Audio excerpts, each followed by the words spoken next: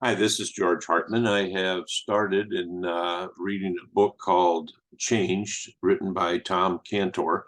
He's the author of the book. It's an autobiography. I've read three sections so far, or 3 days worth of reading. This is the fourth. Been a long pause since the third one in this one, but just for your information, I have contacted Tom Cantor and got permission from him to read this book and publish it on a YouTube channel that I have. So I'm going to start here on page 31 and continue on with the reading. The title of this section is Dump Her, in parentheses, Dr. Lucy, Luce. On the way to Cincinnati, we stopped at Miami University to get my belongings. A light snow was on the ground when we arrived at 6:30 in the morning. Just before dawn, with the campus streetlights still on, I saw my French professor, Dr. Lucy, walking to his office. Having been his student, both Cheryl and I knew and trusted Dr. Lucy. I asked Cheryl to wait in the car as I was going to catch up with Dr. Lucy to say goodbye and tell him that I would not be completing his course. Alone, I walked with him to his office. There, I told him how Cheryl had been raped, was now pregnant, and we were on our way to Cincinnati to get married. Dr. Lucy turned to me, frowning as he said, "Dump her. She is only trouble." I knew he was wrong.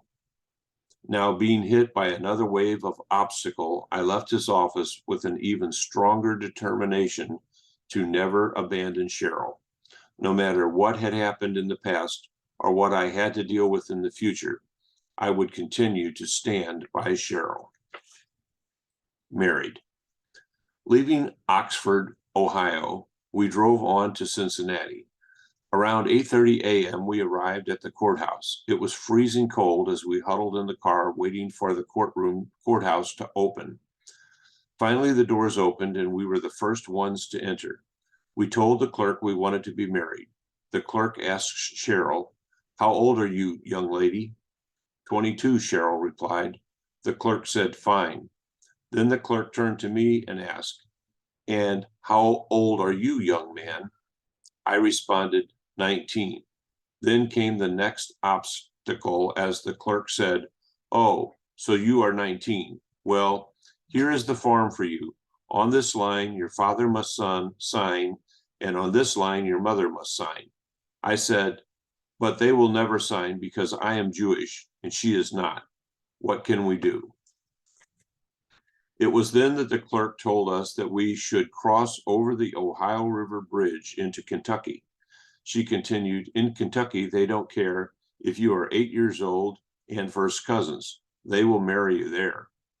Before we left Cincinnati for Kentucky, we managed to rent a small studio with just a pull-out couch for furniture. I called John Randy Roberts, my best friend, and Cheryl called Linda Adala, her best friend, both from Miami University, to come to be our best man and maid of honor. As loyal friends, they agreed to meet us in Covington, Kentucky. The sunlight was glistening over the smooth water of the Ohio River as we crossed over into Covington. Once we arrived, we set off to buy wedding rings.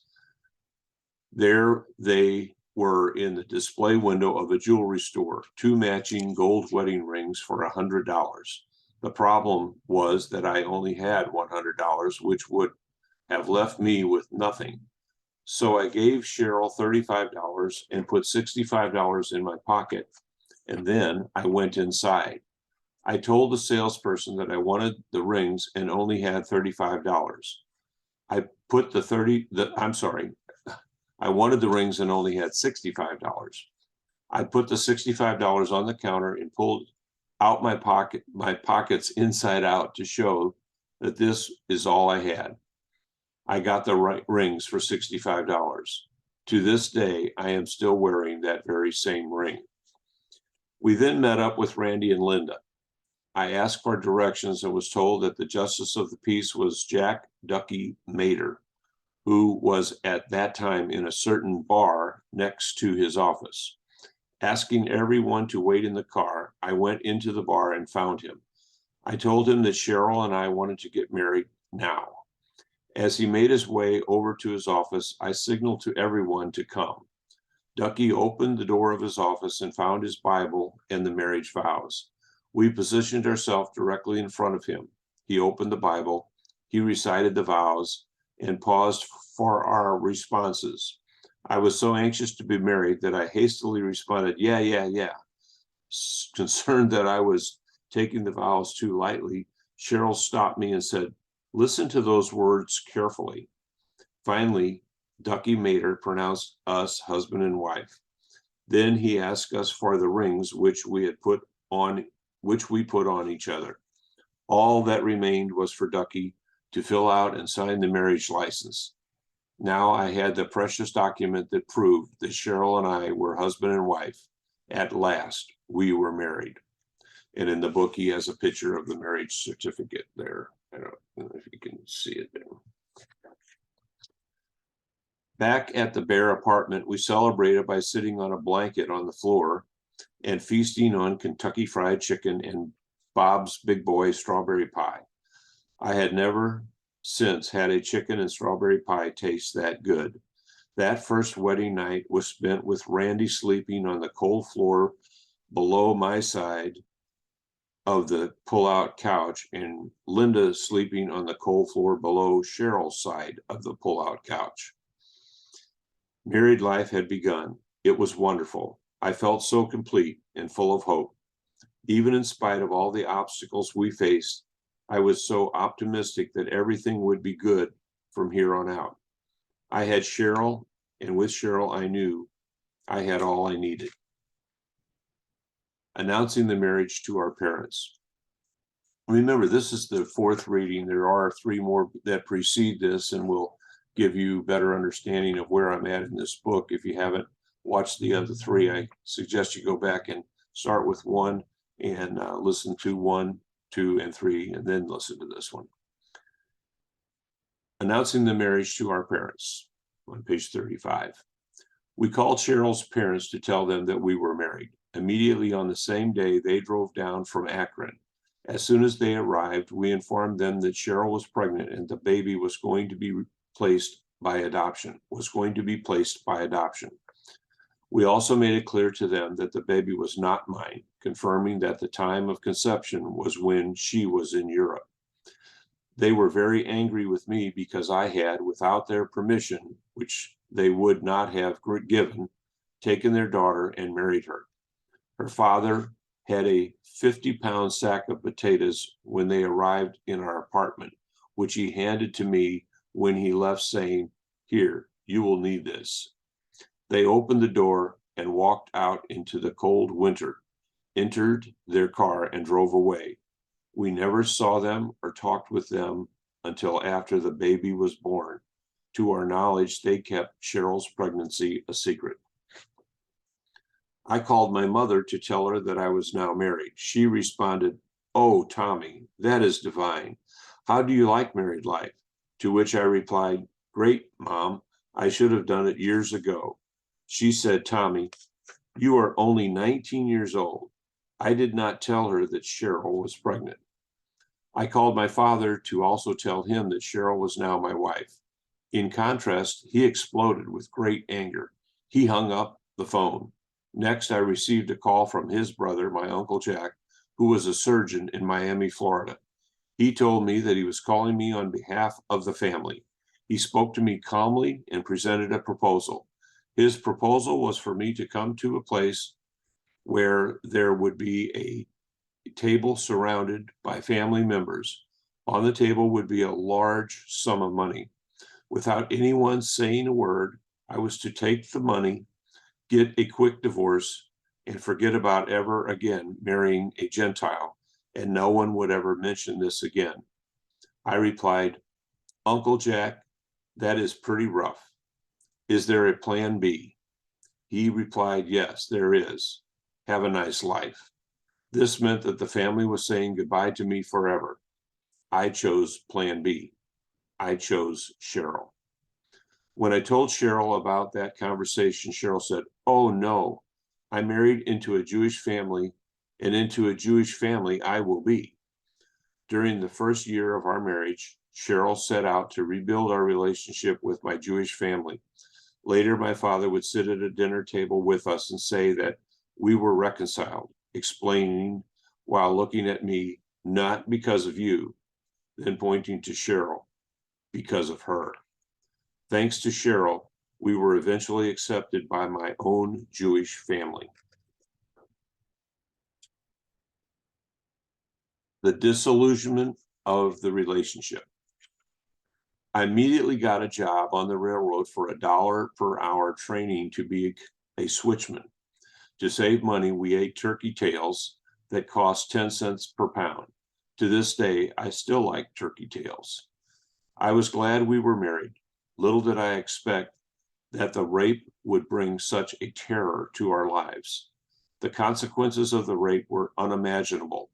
Clearly, Cheryl suffered from post-traumatic stress syndrome.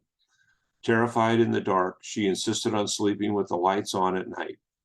Still scared of being attacked, she would wake up in the middle of the night yelling, in cold sweats, shaking. It was horrible for both of us. It was those terrible symptoms that Cheryl endured that caused me to realize that I had no hope of being cleansed through my relationship with Cheryl.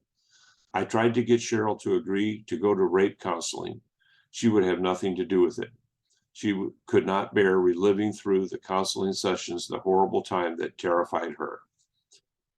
The rest of her life, she chose the path that led her to hide the painful truth by denying that it ever happened.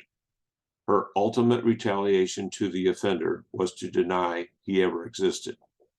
By not willing to face and deal with the ugly reality, she suffered immensely. But there was something I could not understand. It was a strength that kept Cheryl from drowning in despair during her darkest moments. It was now obvious to me, through no fault of Cheryl's, she was no longer wholesome. She had become defiled. She was, quote, damaged goods, end of quote. Any hope I had of healing and recovery from her was shattered when she was violated and lost her innocence.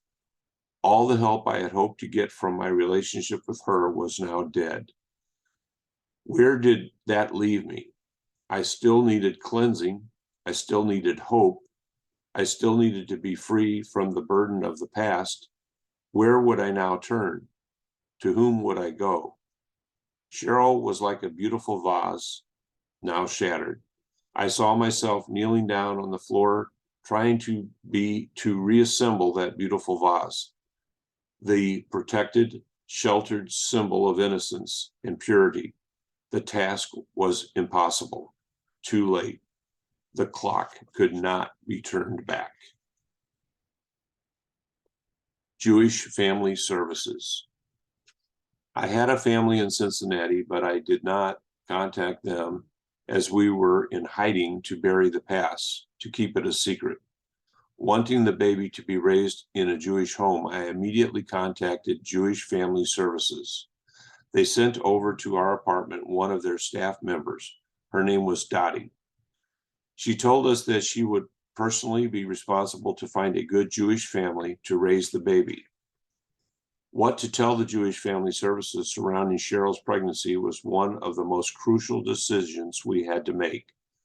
We were concerned that the chances of the baby being adopted lessened with the knowledge that Cheryl was raped. Therefore, without giving any further details about the conception, we simply told Jewish Family Services that the baby was born from another man. Our goal was for the baby to be adopted. We especially wanted to make sure that we kept the painful fact of the rape a great secret and that Jewish Family Services would not have a written record of the rape that could be later exposed. Prior to the baby's birth, Jewish Family Services informed us that they had located a good Jewish family. This assured us that the baby would be taken care of. It was also vitally significant that Jewish Family Services promised us that our identities would never be revealed and that their files would also always be sealed. Consequently, the child would never be able to track us down. This assurance secured for us that we essentially needed what we essentially needed, which was absolute secrecy. With this assurance, the past could finally be put behind us, and we were now able to move on, so we thought. We were wrong. In the years ahead, we constantly lived with the undercurrent of fear that the rape and pregnancy would be exposed. Dr. Alberts and Jewish Hospital. With the adoption plan in place and the birth getting closer, we now focused our time on getting medical care for Cheryl. I had to find an obstetrician for Cheryl. When my mother separated from my father, she left Los Angeles for her parents' home in Cincinnati. At that time, she was pregnant with me. Her obstetrician was Dr. Edward Alberts, who delivered me at Cincinnati Jewish Hospital. With this link to me, I contacted Dr. Alberts. Because Dr. Alberts did not know my father, Cheryl and I had the confidence that Dr. Alberts would not contact my father about the pregnancy. And since my mother, immediately following my birth, had moved back to Los Angeles, we had further confidence that Dr. Alberts would not reveal the secret to her either. For certain, both my Jewish parents would never know about the baby.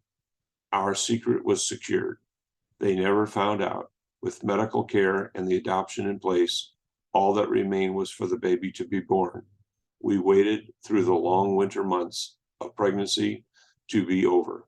That winter was extremely cold for both of us. I'm going to stop reading now on page 42 so that this video doesn't become any longer than it already is. Thank you for listening. Hopefully I'll get back to this book at a more rapid rate than I did between the third reading and the fourth reading, and continue with reading 5 in some day or days in the future. Hope you enjoy it. Thanks.